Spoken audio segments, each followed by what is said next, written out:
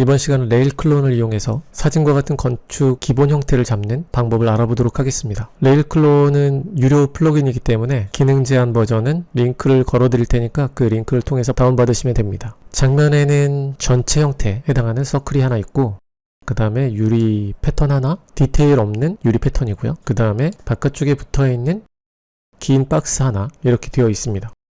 전체 높이를 15,000 정도 생각했기 때문에 바깥쪽에 배치되는 박스도 최대 높이는 15,000으로 했고요.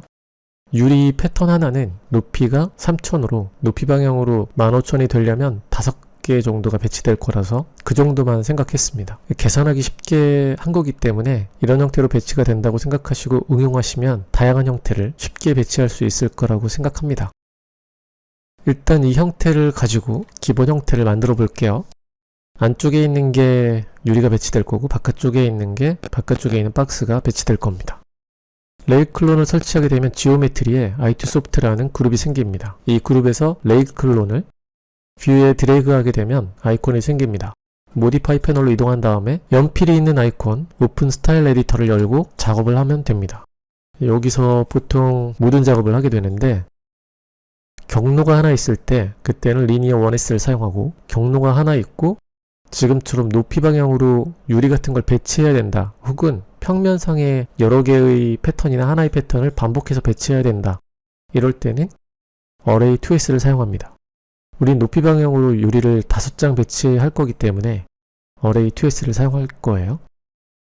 경로를 선택해야 되니까 스플라인을 하나 가져옵니다. 스플라인으로 안쪽에 있는 경로를 선택해 줍니다. 이름을 잘 지정해 놓고 선택하는 게 중요합니다. 스플라인은 X 스플라인에 연결합니다. 경로가 되는 거죠. 그리고 유리를 가져와야겠죠. 3D 물체는 세그먼트를 이용해서 가져올 수 있어요. 세그먼트를 가져온 다음에 유리를 선택해 줍니다.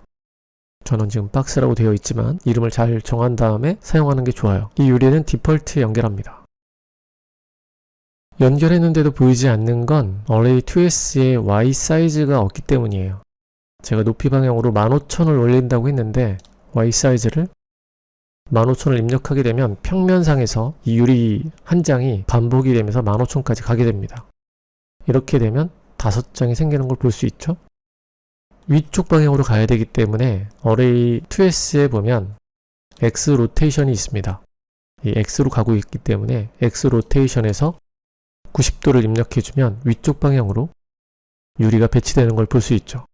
현재는 스플라인의 해상도가 낮기 때문에 이렇게 꺾이는 걸 볼 수 있는데, 이렇게 꺾임이 다르죠. 4장씩 꺾이는데, 레일 클론에 보면 커브 스텝이 있습니다. 이 커브 스텝을 올리게 되면 자연스럽게 꺾이게 돼요. 30만 올려도 한 장에 한 번씩 꺾이면 되니까 30만 해도 꺾임이 제대로 보이게 되죠. 이렇게 해서 유리 배치를 하면 됩니다.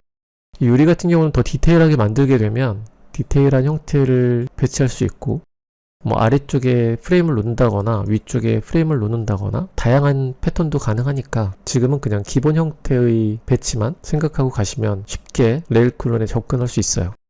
이렇게 해서 유리 배치가 끝났습니다. 두 번째는 현재 레일 클론에서 바깥쪽에 있는 것도 같이 배치할 수 있는데, 여러분 보기 편하게 또 하나 만들어서 해볼게요.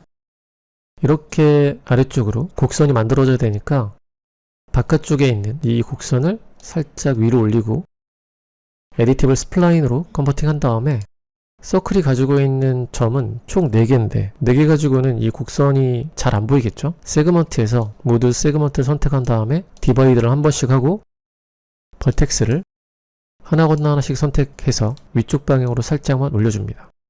그럼 이렇게 라운드가 생기잖아요? 곡선이 생기는데 여기에 배치해 보도록 할게요. 레일 클론 아이콘을 하나 더 만든 다음에 모디파이 패널로 이동해서 스타일 에디터를 엽니다. 스타일 에디터에서는 이번에 하나만 배치할 거고 반복되지 않잖아요. 그래서 경로는 하나고 리니어 1S를 사용합니다. 리니어 1S에 경로로 스플라인을 조금 전에 만들었던 스플라인을 선택해주고 스플라인에 연결해줍니다. 3D 물체를 가져야겠죠? 이 기둥, 세그먼트를 하나 추가한 다음에 기둥을 선택해줍니다. 그리고 이번에는 기둥이 이렇게 간격이 벌어져 있기 때문에 내가 원하는 간격으로 벌리기 위해서 쉽게 이븐리에 연결합니다. 그럼 내가 원하는 간격으로 분할할 수 있으니까.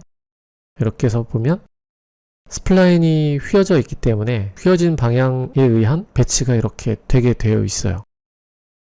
박스에 보게 되면 디폼 부분에 버티컬이 있습니다. 얘는 위쪽 방향으로만 배치되게 하는 그런 옵션이에요. 버티컬을 선택해주면 위쪽으로만 배치돼서 똑바로 쓰는 걸 볼 수 있죠. 그 다음에 간격을 입력해야겠죠. 리니어 1S에 가게 되면 룰 부분에 이븐리에 저희가 연결했잖아요. 이븐리에 간격을 입력해줍니다. 이렇게 700 정도 입력을 하게 되면 간격이 700 간격으로 떨어지는 걸 볼 수 있죠. 벌써 이 형태하고 비슷해진 걸 확인할 수 있죠. 여기서 위쪽 부분을 자를 건데 프론트 뷰에서 사각형을 하나 그립니다. 물론 스냅을 이용해서 원하는 위치에 정확하게 맞출 수 있겠죠. 스냅을 이용하면 이렇게 되겠죠.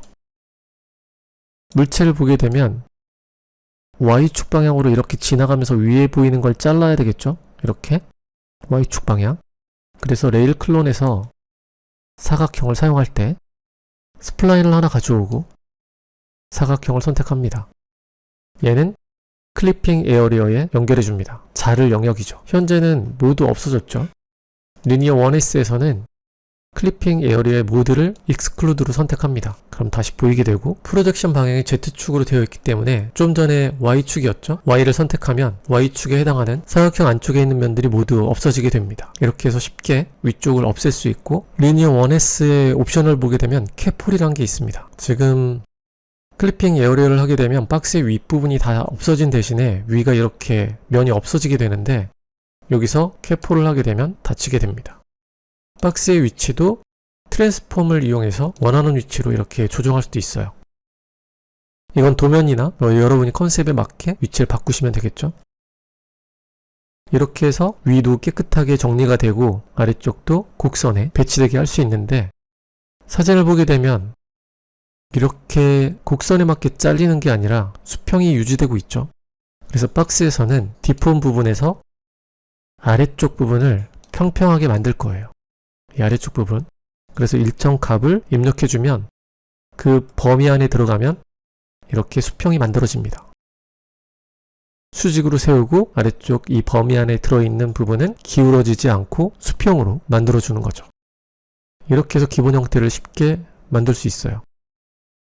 레일 클론이 사용하면 굉장히 편한데 간단하게 보면 이런 형태에 접근할 때도 편하고 기본 기능만 사용했기 때문에 더 복잡한 물체를 사용하거나 또는 더 다양한 표현을 할 수 있겠죠. 기본 스플라인을 가지고 윗부분에 스냅으로 복사한 다음에 윗부분을 막아줄 수도 있고 그 다음에 나머지는 더 디테일하게 작업이 가능하겠죠. 사용했던 모든 거는 숨기고 지우면 안 되겠죠. 퍼스펙티브에서 원하는 뷰를 잡습니다. 장면이 크거나 물체의 두께가 얇거나 면이 겹쳐 보이게 되는데 퍼스펙티브라는 글자에서 뷰포트 클리핑을 실행한 다음에 아래쪽에 있는 화살표를 살짝 움직여주면 깨끗하게 보입니다. 이렇게 해서 원하는 뷰를 잡고 디테일 작업을 더 진행하면 되겠죠. 그래서 이번 시간엔 레일 클론을 이용해서 사진과 같은 형태에 접근하는 방법을 알아봤습니다. 이건 기본적인 내용이니까 다양한 방법으로 활용을 하면 여러분이 표현하고 싶은 다양한 형태를 그래도 조금은 쉽게, 조금은 스트레스 없이 쉽게 표현할 수 있겠죠. 다음 시간에는 맥스 기본기로 이 형태에 접근해 보도록 할게요. 여러분도 스트레스 없이 맥스 작업하시고 다음 시간에 더 재미있는 내용으로 만나요.